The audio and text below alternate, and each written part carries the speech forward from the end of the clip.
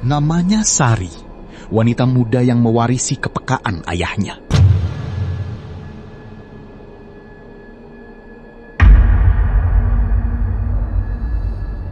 Malam itu, ia melihat sesuatu yang tak pernah bisa ia lupakan.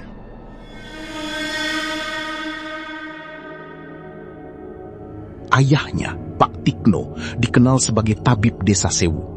Ilmunya bukan sekedar bakat, tapi warisan leluhur turun-temurun. Pak Tikno dikenal bisa menyembuhkan yang sakit dan menolong orang yang diganggu hal-hal tak terlihat. Sari juga mewarisi kepekaan itu. Ia bisa merasakan dan melihat hal yang tak tampak oleh orang biasa. Suatu hari, datang Pak Mukhtar. Ia bukan warga desa Sewu, melainkan dari desa seberang, desa yang namanya saja bikin bulu kuduk berdiri. Istrinya, Bu Sumi, sudah 3 hari tak sadarkan diri. Dokter pun tak menemukan penyebabnya. Pak Tikno langsung menyanggupi. Tapi sebelum berangkat, Sari sudah keburu bersuara. Aku ikut ya. Tidak, kamu di rumah saja. Kenapa, Pak? Kasusnya serius. Sari tidak menyerah. Ia terus membujuk sampai Pak Tikno akhirnya mulai luluh. Sesampainya di sana, kamu cukup lihat saja. Jangan komentar. Jangan lakukan apapun yang kamu lihat. Siap, Pak. Desa Getih punya reputasi buruk. Hampir semua warganya dikenal melakukan pesugihan demi kekayaan. Ini bukan sekedar gosip. Di sana, orang yang tak punya harta bisa dikucilkan, dan siklus gelap itu terus berulang. Mereka berangkat bertiga. Pak Mukhtar memimpin jalan. Semakin dekat ke desa Getih, udara malam terasa makin berat. Sari langsung merasakan sesuatu yang aneh. Gelap, berat.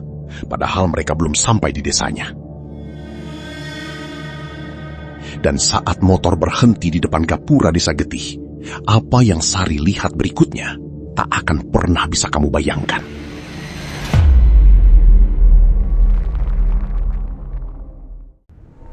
Di setiap rumah besar desa Getih, ada sesuatu yang berjaga. Dan malam itu, Sari melihat semuanya sendiri. Tepat di depan gapura desa Getih, Sari langsung merinding. Belum masuk saja, suasananya sudah gelap dan berat. Pak Tikno mulai melantunkan doa pelan. Aneh, Sari langsung hafal meski baru pertama mendengarnya. Apapun yang kamu lihat, jangan bersuara. Sari dibuat kagum. Rumah-rumah di desa Getih besar-besar, bertingkat, jauh dari kesan desa biasa. Tapi kekaguman itu tidak lama. Semakin Sari mengamati, semakin jelas ada yang tidak beres. Di rumah pertama, ada ular besar dengan kepala sebesar bola, melingkar di atap, seolah sedang berjaga. Di rumah kedua, gerombolan monyet putih bergelantungan di pagar, dan salah satunya memakai mahkota. Di rumah ketiga, ada sosok seperti buaya raksasa, diam seperti patung, tapi matanya terus mengikuti mereka. Di rumah keempat, tokek-tokek besar menempel di pagar dan dinding. Ukurannya tidak masuk akal untuk tokek biasa. Dan yang paling membuat Sari hampir tak percaya, ada sosok setengah manusia, setengah kuda, berpakaian besi, seperti panglima dari alam lain. Sari tidak tahan. Ia memejamkan matanya rapat-rapat dan tidak membukanya lagi sampai motor berhenti. Ketika membuka mata, Sari melihat rumah sederhana berdinding kayu, rumah Pak Mukhtar, dan anehnya, tak ada penjaga di sana. Baca doa yang tadi. Apapun yang kamu lihat, diam. Di dalam rumah, Banyak warga berkerumun melingkari sesuatu sambil menangis. Sari mendekat dan mulai sadar ada yang janggal. Bukan Busumi, bukan orang, hanya batang pisang berdiri di tengah ruangan. Dan warga menangisinya. Sabar ya istriku, sebentar lagi kamu sembuh. Warga mulai menyuapinya, dan Sari harus menahan diri agar tidak berteriak.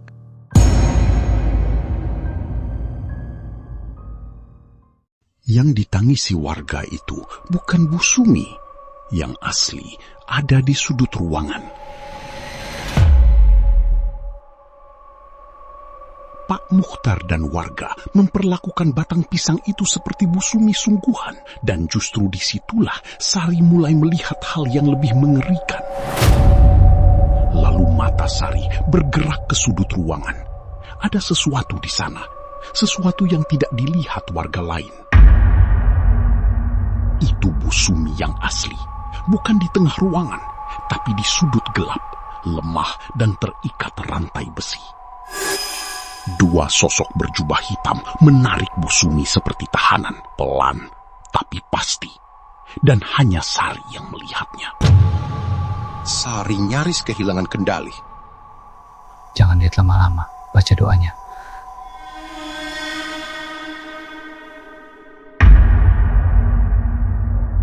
Wanita itu meronta, meminta tolong, tapi tak ada yang mendengarnya selain Sari.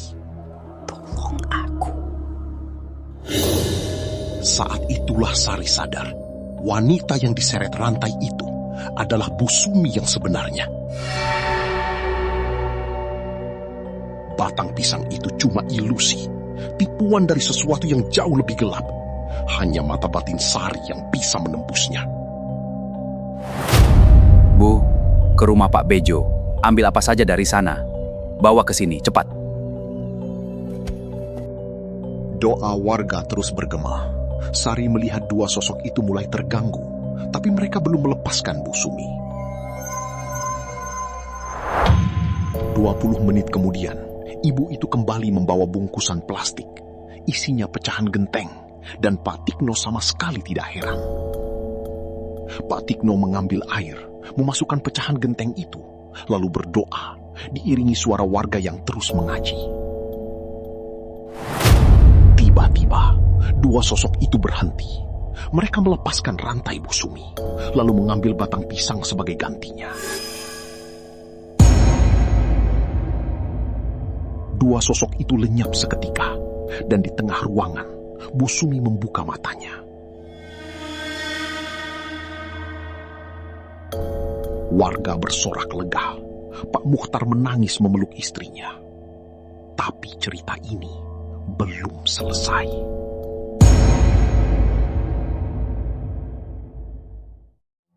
Busumi selamat, tapi pelakunya tetangga mereka sendiri. Belum selesai dengan akibat perbuatannya.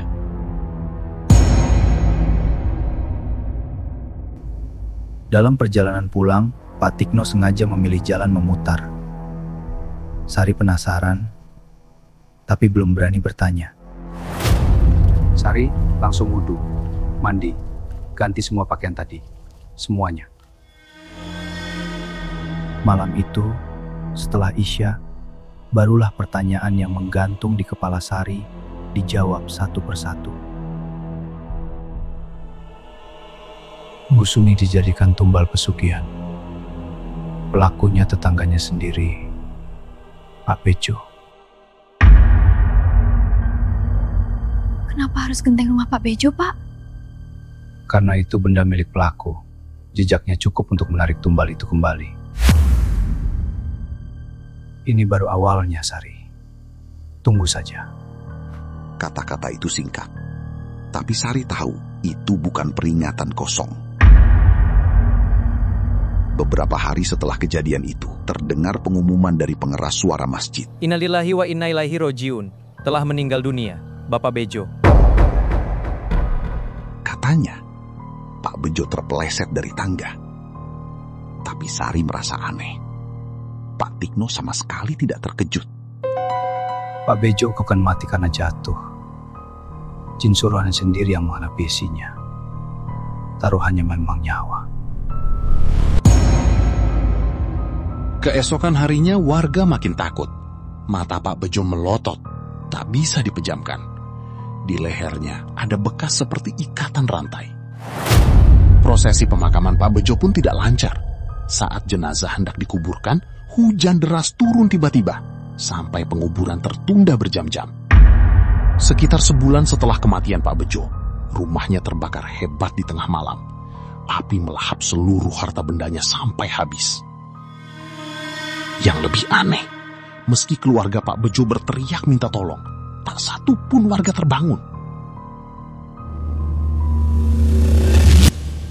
Satu persatu, semua yang Pak Bejo bangun lewat jalan gelap itu runtuh.